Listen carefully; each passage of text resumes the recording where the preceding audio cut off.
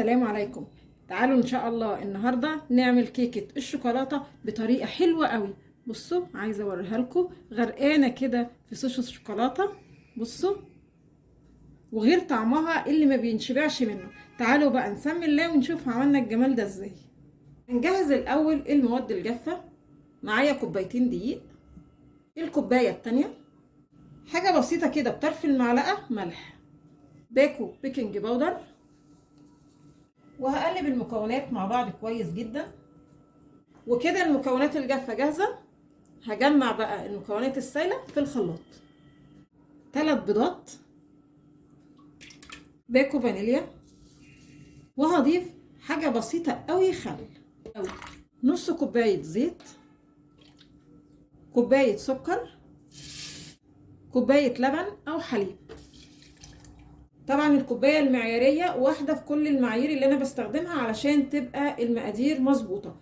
والبيض واللبن اللي انا ضفتهم بحراره المطبخ اللي هي الحراره العاديه، ما يكونش طالعين من التلاجة.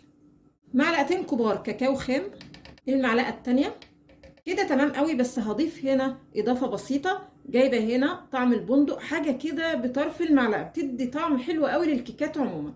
لكن لو مش موجود عندك خلاص مش مشكله، والوصفه بتبقى جميله جدا برضو من غيره. هضرب مكونات الخلاط كويس قوي.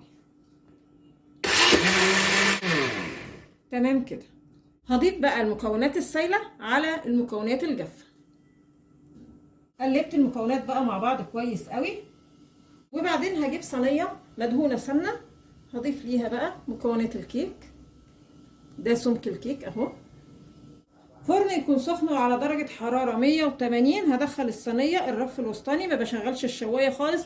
بتقعد من نص ساعه لساعه الا تلت حسب درجه حراره الفرن معاكي.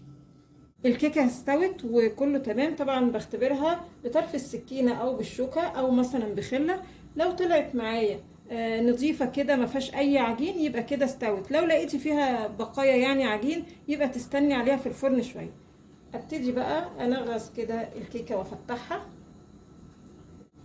وبعدين هجيب كوبايه لبن عاديه خالص بحراره المطبخ، ولا ساقعه ولا سخنه، وهشرب بيها الكيك. عبال الكيك ما يتشرب اللبن هجهز صوص الشوكولاته. هنجمع المكونات الاول على البارد. معايا كوبايتين لبن، معلقتين سكر، المعلقه التانية، وتقدري تكتري او تقللي براحتك.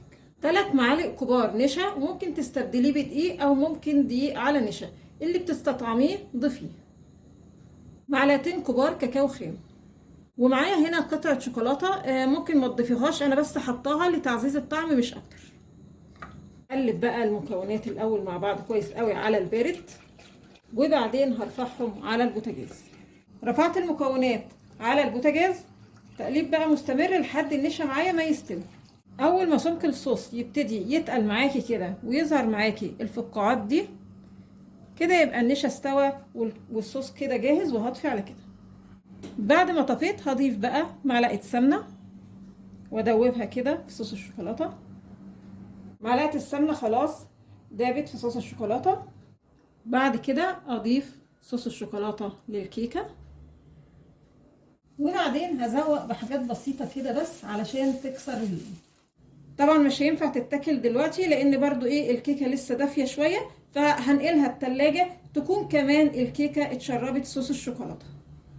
تعالوا بقى نشوف ايه الاخبار.